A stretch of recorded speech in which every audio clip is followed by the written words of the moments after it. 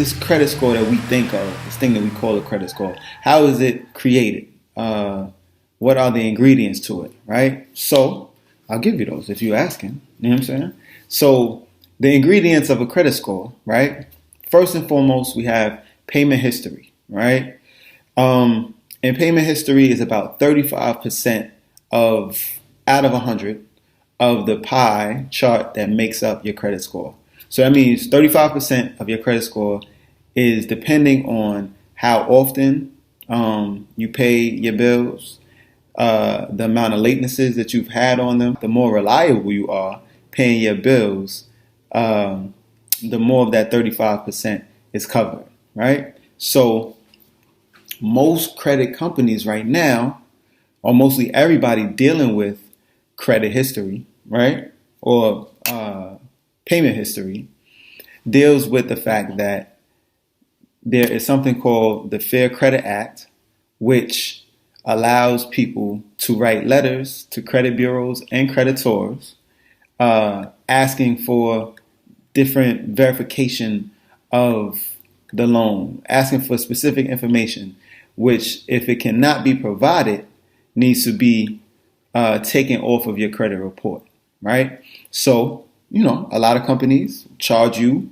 monthly to write these letters to companies and credit bureaus trying to dispute some of the claims that are on your credit report and trying to get them removed, right?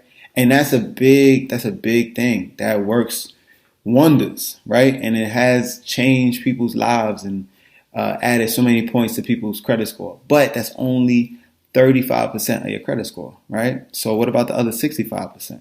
So another 30% of your credit score is made up of credit utilization, right? So that means, that's just to say, if you have $1,000 card, $1,000 credit card, if you use $700 and have a balance of $700, that means you've used up 70% of your credit utilization, right? So that's easy enough. So a lot of times, most credit companies say that they would like you to have a credit utilization of no more than 30%, 20% being ideal, right? So how can a company that's dealing with your payment history, right, and sending letters, how can they help you with your credit utilization? The only way to help you with your credit utilization, other than getting things removed from your credit report, is to actually pay those bills, right? And I don't really think it's too many companies that's going to say, hey, we want to help you get your utilization down. Let me send you some money, right? Nah, it's not really happening like that. So that's where we come into play, right?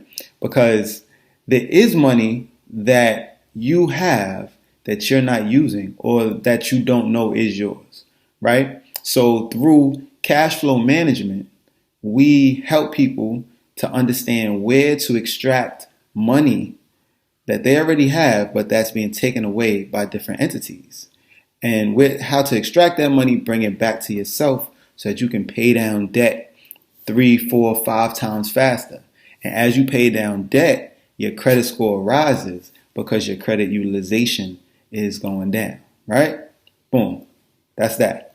Now, after credit utilization, right, we have length of credit history, right? So the longer that you actually have a credit card, right, this is 15% of what makes up your credit score, right? The length of credit history that you have. So someone who's a little older, who's had a credit card for 15 years, right? That length of history builds and continues to fatten or make more attractive their credit report, because it makes up 15% of the credit report. So the longer that you actually have cards, the longer that you've had credit extended to you, the higher your credit score goes, depending based on that 15%, right?